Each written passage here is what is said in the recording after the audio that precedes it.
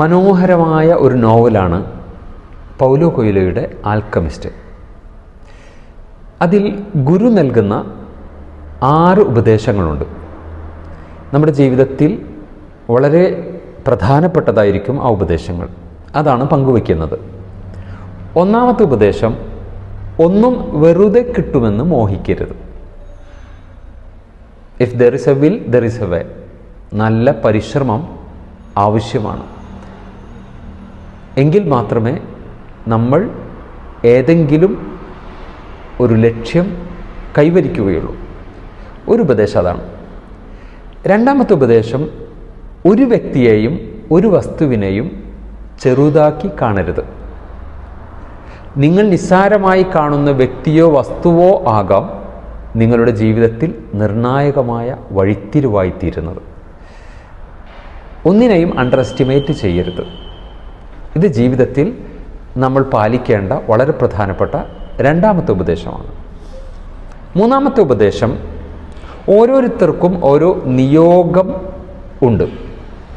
ആ നിയോഗം തിരിച്ചറിയുക എന്നതാണ് മനുഷ്യൻ്റെ മഹത്വം. യുണീക്നെസ് എന്ന് നമ്മൾ പറയും. ഒരാളെ പോലെയല്ല മറ്റൊരാൾ. ഈ വൈവിധ്യത്തെ തിരിച്ചറിയണം.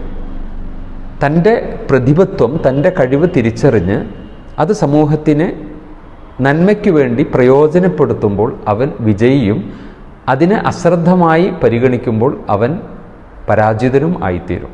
അതുകൊണ്ട് നമ്മുടെ നിയോഗ ലക്ഷ്യം എന്ത് എന്ന് ഓരോരുത്തരും തിരിച്ചറിയുക എന്നതാണ്.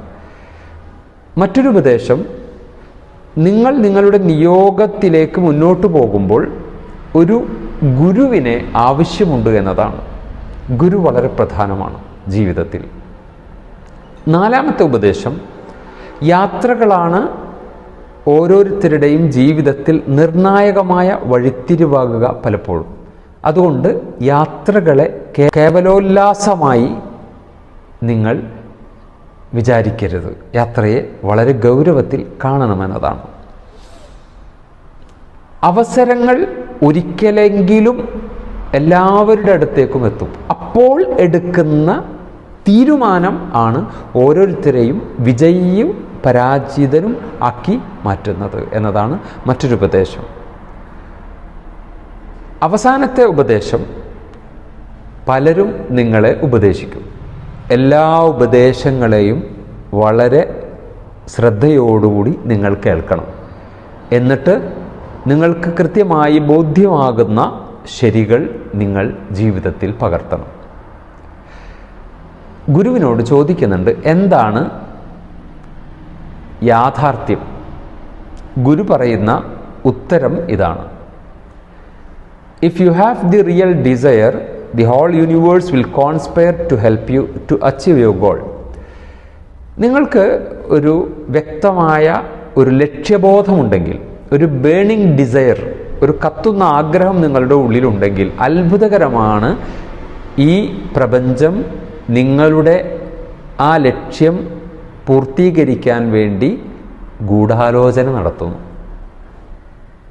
യൂണിവേഴ്സ് അതിനുവേണ്ടി നിങ്ങളുടെ പിറകുണ്ടാവുന്നു. ആ ലക്ഷ്യത്തിലേക്ക് നിങ്ങൾ എത്തുക തന്നെ ചെയ്യും. എന്താണ് മിഥ്യ? അതിന് ഗുരു നൽകുന്ന ഉപദേശം അല്ലെങ്കിൽ ഉത്തരം, ഞാൻ ശ്രമിച്ചു, പരാജയപ്പെട്ടു, ഇനി ഒരിക്കലും ഞാൻ ശ്രമിച്ചിട്ട് കാര്യമില്ല, ഇതാണ് എൻ്റെ വിധി എന്ന് വിചാരിച്ച് നിഷ്ക്രിയനായി കഴിയലാണ് ഏറ്റവും വലിയ മിഥ്യ എന്ന്.